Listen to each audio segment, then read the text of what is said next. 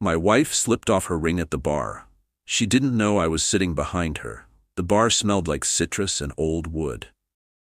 A row of amber lights hung low over the counter, casting everything in a color that made people look younger than they were. She sat beneath the third light from the left. I knew her shape, the way you know the outline of your own house in the dark. The curve of her shoulders. The tilt of her neck when she was thinking about something she didn't want to say. She lifted her left hand slowly and pressed her thumb against the underside of her wedding ring. She twisted it once, then again. Then she pulled it off in one smooth motion, like she had practiced. She didn't look guilty. She looked careful. She held the ring between two fingers for a moment, studying it like a coin she was deciding whether to spend. Then she unzipped her small black clutch, dropped it inside, and closed the clasp with a quiet click. She adjusted her hair in the mirror behind the bar, smoothed her lips together, straightened her posture, and then she smiled. Not at anyone, at herself, like she was meeting someone she hadn't seen in a long time. I was sitting 3 feet behind her, close enough to smell her perfume, the new one. The one she started wearing 6 weeks ago that she said was just something from the drugstore. It wasn't from the drugstore. I had looked. That bottle cost $80. She didn't know I was there. She thought I was at the office finishing quarterly reports. She had kissed me on the cheek before leaving. Light. Fast. The kind of kiss that checks a box instead of meaning something. Just girls' night, she had said. Miriam wants to try that new place on Decatur. I had nodded. Smiled. Told her to have fun. Then I sat in the driveway for 4 minutes after she pulled away. I watched her taillights disappear around the corner, and something in the center of my chest, not anger, not suspicion, something quieter than both, told me to follow. So I did. I parked 2 blocks east, walked in through the side entrance, took a seat at a high top behind a wooden pillar. She never turned around. My name is Calvin Mercer, and the woman removing her wedding ring was my wife of 15 years. She ordered a gin and tonic, her second drink. I knew because the first glass was already pushed to the edge of the bar. Lipstick print on the rim, the same shade she had started wearing again after years of going without. The bartender set the drink down and she thanked him with a voice I barely recognized. Lighter, softer, like she had unzipped herself from the version she wore around the house and stepped into something looser. I sat still, my hands flat on the table, my water untouched. The ice had already started to melt, and the condensation ran down the glass in slow lines. I didn't want to be here. That's the truth. I didn't want to be the man sitting in the dark corner of a bar watching his own wife pretend she wasn't married. But I was. And she was. The front door opened. A man walked in, gray at the temples, tan jacket, confident stride. He scanned the room like he was looking for an open seat but already knew where he was going. He sat down on the stool beside her. She didn't move away, and I stopped breathing. He introduced himself. I couldn't hear the name clearly from where I sat, but I caught the shape of it. 2 syllables. He extended his hand and she took it. Not a handshake. A greeting.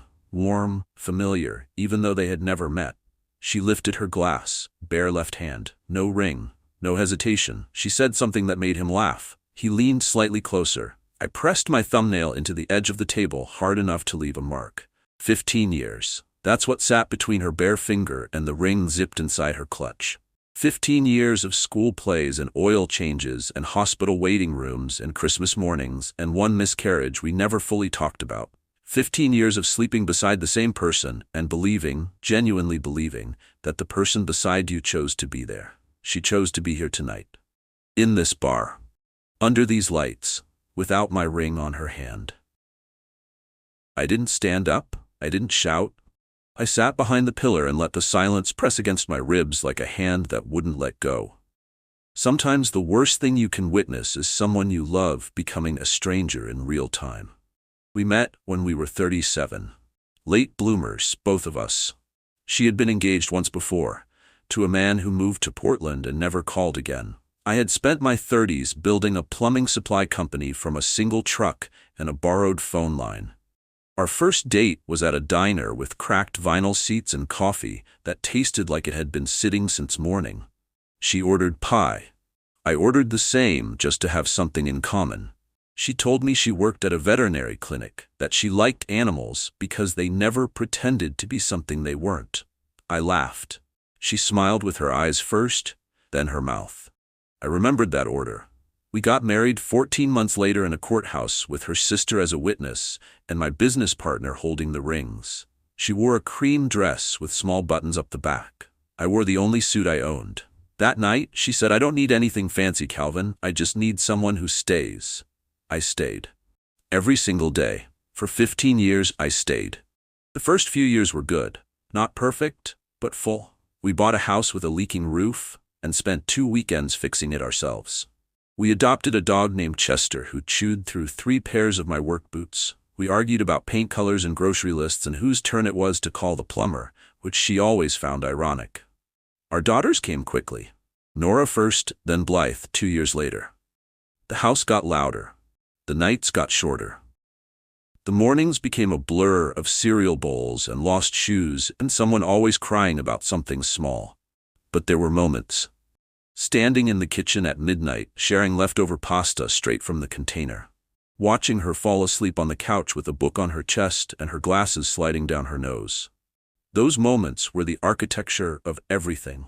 Somewhere around year 10, the architecture started settling, not cracking, just shifting. The way old houses do when the ground underneath them moves so slowly you don't notice until the doors stop closing, right? I noticed. I just didn't say anything. The signs came in threes. That's how I remember them now. Like warnings I was meant to catch but chose to file away instead. The first was the phone. 3 weeks before the bar, I walked into the bedroom and she silenced it mid-buzz. Not casually. Quickly. Like catching something that had fallen off a shelf. "Who was that?" I asked. "Spam," she said. She didn't look up. The second was the gym. She had never been a morning person, but suddenly she was leaving at 6:15, 3 days a week. She came back smelling like shampoo, not sweat. Her hair was always freshly dried. The third was the name, Miriam. Elena mentioned her more often than she used to. Girls' night. Coffee with Miriam. Running errands with Miriam. I called Miriam one afternoon from my office. Told her I was thinking of planning a surprise dinner for Elena and wanted to make sure it didn't conflict with any of their plans. Miriam paused. "We haven't hung out in weeks, Calvin." I thanked her. Hung up. Sat in my chair for a long time. Then I opened my desk drawer and closed it again without taking anything out. The night she left for the bar, I sat on the edge of our bed and watched her get ready. She didn't know I was studying her. She thought I was reading. She tried on 2 outfits before settling on a black blouse I hadn't seen before. She stood in front of the mirror and turned sideways. Then she put on earrings, small silver ones, not the gold pair I gave her for our 10th anniversary. She sprayed the new perfume on her wrists and behind her ears. "How do I look?" she asked. "Beautiful," I said, and I meant it. That was the cruel part. She kissed my cheek, grabbed her clutch, said she wouldn't be late. I listened to her heels click down the hallway, heard the front door open and close, heard the car start. I stood at the bedroom window and watched the headlights sweep across the lawn and disappear. Then I picked up my keys from the nightstand. I didn't feel angry. I felt something worse. I felt like I was about to confirm something I already knew. I followed at a distance, 2 cars between us on the highway. She took the exit toward downtown, not toward Miriam's neighborhood. I already knew she wouldn't turn left. She turned right, past the nail salon, past the bookstore she used to love, into a parking lot behind a bar called the Meridian. She sat in her car for a full minute before going inside. I watched from across the street. She checked her reflection in the rearview mirror, touched her hair, opened her clutch. That's when she took the ring off the first time, in the car, before she even walked through the door. I couldn't see clearly from that distance, but I saw the motion, the small twist, the drop of her hand into the bag.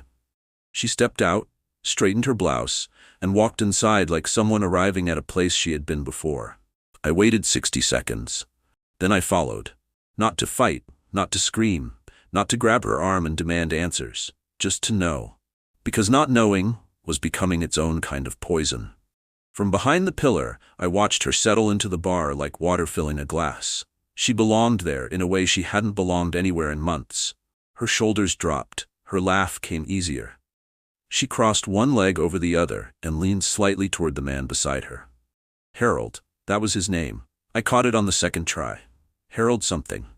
He was maybe mid-60s, silver-rimmed glasses, neat hands, a wedding ring groove on his own left hand, but no ring. Divorced, probably. Lonely, definitely. He wasn't predatory. I want to be clear about that. He was polite, attentive. He asked questions and waited for answers. He didn't interrupt her. That was the part that cut deepest. Not that she was sitting with another man, but that she was being heard by one. She leaned in and said something that made him tilt his head. He smiled slowly. She used to lean like that across our kitchen table. I gripped the edge of my stool and focused on the grain of the wood beneath my fingers. Anything solid. Anything that didn't move. He asked if she came here often. She stirred her drink with the tiny black straw and said, "Sometimes, when I need to breathe. Not, my husband and I come here. Not, I'm married but just out tonight. Just, I." One letter, one syllable, and it erased me completely. She rested her left hand flat on the bar, bare, casual, like the ring had never existed.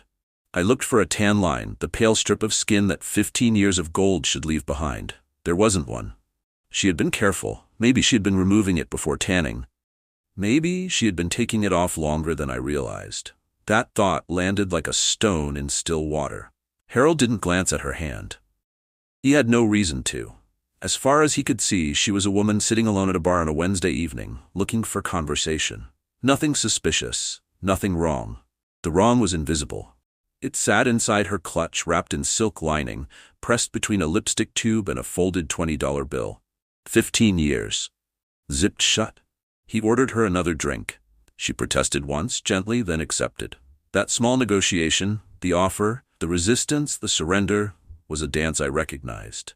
She used to do it with me. Dessert menus, weekend plans, the last slice of anything.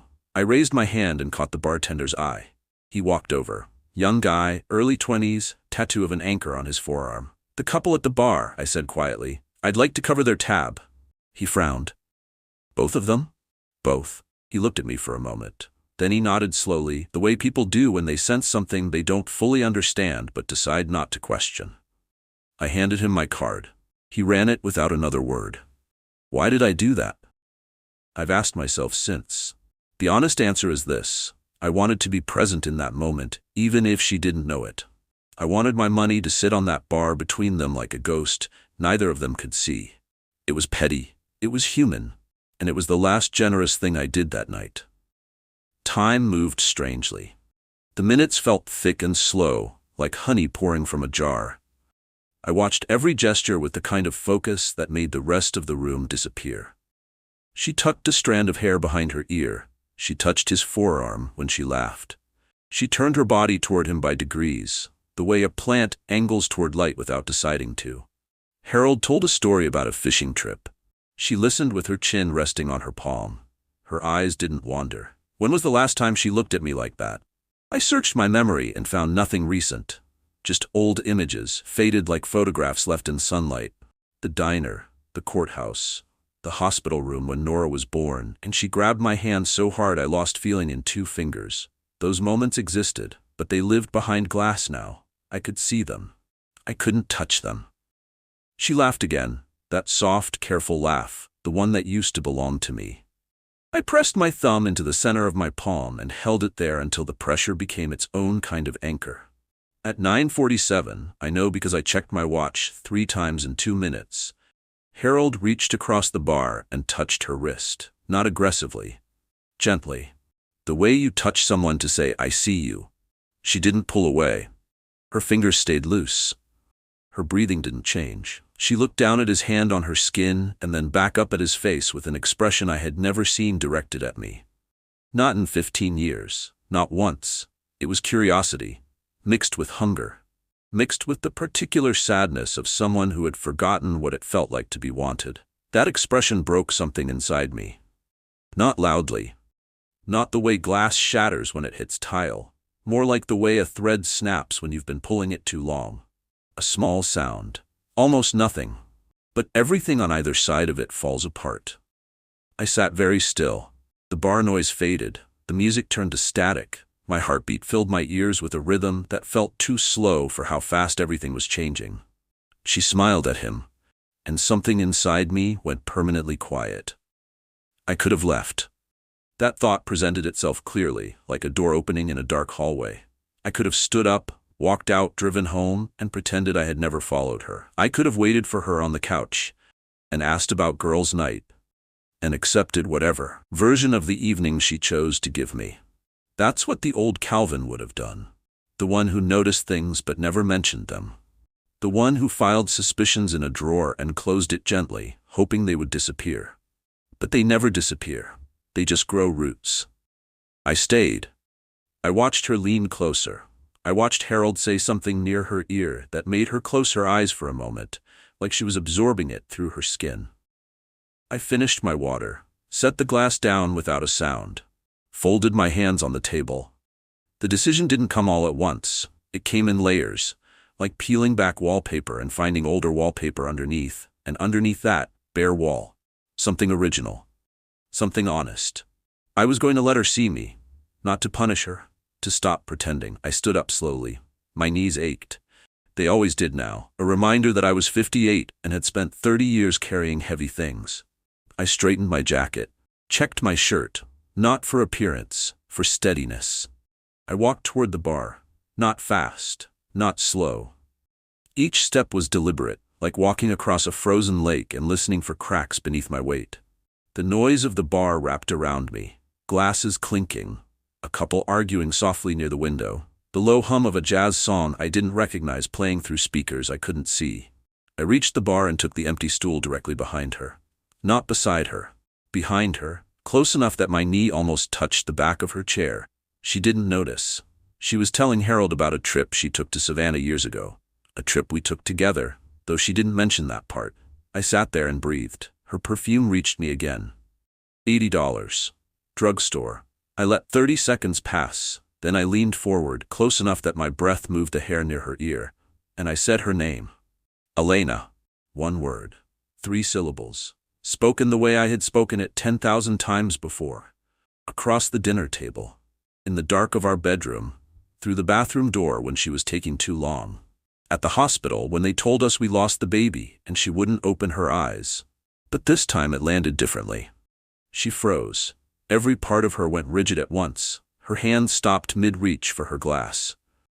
Her shoulders climbed toward her ears. Her breath caught somewhere between her chest and her throat and stayed there. She didn't turn around immediately. She stayed still for 3 full seconds. I counted them. Each one felt like a year. Each one contained every lie she had told me over the past 6 weeks. Then she turned. Slowly. The way someone turns when they already know what they're going to find but need a moment to prepare their face for it. Her eyes met mine. And the first thing I saw wasn't panic. It was recognition. She knew this moment had been coming, maybe longer than I had. Her mouth opened. Nothing came out. Her lips moved slightly, shaping words that collapsed before they could become sound. Her eyes were wet, but she wasn't crying yet. She was holding it. The way you hold a glass you know is about to slip. Harold looked between us. His hand had already pulled back from her wrist. His posture changed, straightening slightly, retreating into formality. "You two know each other?" he asked. The question hung in the air like smoke. I extended my hand, calm, steady, the same hand that had signed our mortgage, held our daughters, fixed the leak in the roof she never even knew about. "Calvin Mercer," I said. "I'm her husband." Harold took my hand. His grip was firm but brief. His eyes shifted to Elena's bare left hand and then to her clutch sitting on the bar. He understood everything in 2 seconds. The math was simple. The ring was gone. The husband was here. The evening was over. He nodded once. "I'm sorry," he said quietly. "I didn't know." "I know you didn't," I said. And I meant it. He hadn't done anything wrong. Harold stood, left a bill on the bar, and walked out without looking back. Dignified. Quiet. The kind of exit that told me he had been in uncomfortable rooms before and knew how to leave them without making things worse. The stool beside Elena was empty now. I didn't take it. I stayed where I was. She stared at the bar, at the glass she hadn't finished, at the place where Harold's hand had been, at the small black clutch sitting between us like evidence in a trial neither of us had agreed to. "Calvin," she whispered. Don't, I said. Not sharply, just clearly. She closed her mouth. Her fingers moved to where the ring should have been and touched the bare skin. An instinct, a reflex, like reaching for a wall in a dark room and finding nothing there. The bartender came by, looked at us, kept walking. The jazz song ended and another one began, something slower, something with a piano that sounded like it was apologizing. I looked at her. The woman I married, the woman I built a life with, she looked like someone I used to know. It's not what it looks like, she said. I let the sentence sit between us. I didn't argue with it. I didn't laugh. I just let it exist there, fragile and unconvincing, like a paper umbrella in a rainstorm. It looks like you wanted to see who you'd be without me, I said. She flinched. Not from volume. I hadn't raised my voice. She flinched because the sentence was precise, and precise things hurt more than loud ones. Her chin dropped. Her hands folded in her lap. The black clutch sat on the bar, still zipped. The ring still inside it. 15 years of gold tucked between lipstick and a folded bill. How long? I asked. She shook her head. This was the first time. How long have you been thinking about it? That question was different. That one didn't have a clean answer. She knew it. I knew it. She pressed her lips together. A tear slid down her left cheek. She didn't wipe it. Months, she whispered. I nodded. Slowly. Because that was the honest answer. And honest answers, even when they destroy you, deserve acknowledgement. She started talking. Not excuses. Something rawer. Something she had probably rehearsed 100 times in the shower, in the car, in the space between sleep and waking. I don't feel seen, Calvin. I haven't felt seen in years. The girls are grown, the house is quiet, you come home and eat dinner and watch the news and fall asleep, and I sit there. Just sitting, like furniture. Her voice cracked on the last word. Furniture, like something placed in a room and forgotten. I wanted to argue. I wanted to list every time I had noticed her, every compliment I meant but didn't say. Every morning I watched her sleep and felt grateful she was still beside me. But I didn't say those things. Because the truth was more complicated than a list. The truth was that noticing someone in your head is not the same as making them feel noticed. And I had confused the two for longer than I wanted to admit. I just wanted to feel like someone wanted to know me, she said. Not the wife, not the mother. Me. The word sat between us like a small fire neither of us could put out. I didn't respond right away. I let the silence do what words couldn't. I let it hold all the things we should have said to each other over the past 3 years but hadn't, because the television was always on, or the dishwasher was running, or one of us was already halfway asleep. She cried. Not loudly. Just quietly enough for only me to hear. The kind of crying that lives in the throat and barely makes it past the lips. Her mascara didn't run because she was wearing the waterproof kind.